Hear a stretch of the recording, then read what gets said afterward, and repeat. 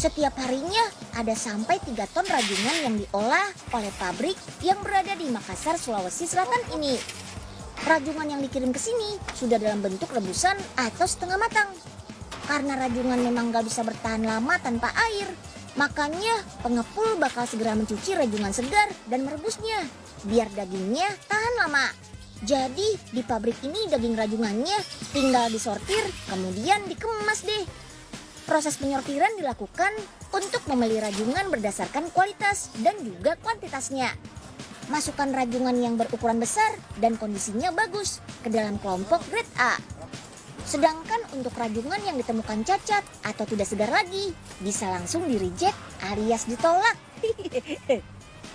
Selesai disortir, timbang rajungan dalam basket-basket ini. Dalam setiap basket berat rajungannya harus sama, yaitu 10 kg. Selanjutnya, rajungan-rajungan ini dibagikan ke masing-masing kelompok pengupas untuk proses pengupasan cangkang. Kelompok pengupas cangkang ini semuanya sudah terlatih loh.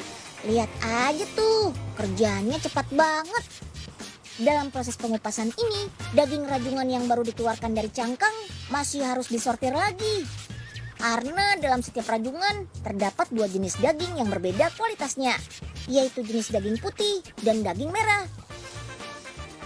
Daging putih berasal dari bagian ruas-ruas dada rajungan. Daging jenis inilah yang kualitasnya paling bagus dan harganya mahal. Sedangkan daging merah berasal dari bagian capit dan kaki rajungan. Daging jenis ini kualitasnya kurang bagus dan harganya lebih murah. Oke deh, daging rajungannya sudah terkumpul nih. Sebelum masuk ke tahap berikutnya, kita timbang lagi yuk daging rajungannya untuk memastikan berapa banyak daging yang dihasilkan dari rajungan utuh tadi. Umumnya dalam setiap 1 kg rajungan hanya menghasilkan sekitar 200 gram daging saja. Untuk memastikan kualitas daging rajungan tetap terjaga, harus dilakukan pengujian dulu nih, yaitu dengan menguji ukuran dan juga aromanya. Pisahkan daging yang ukurannya di bawah standar ya. Begitu juga dengan daging yang aromanya sudah tidak sedap lagi. Karena aroma pada daging ini menentukan tingkat kualitasnya. Setelah itu bersihkan daging rajungan dari kotoran dan juga lemak-lemak yang menempel.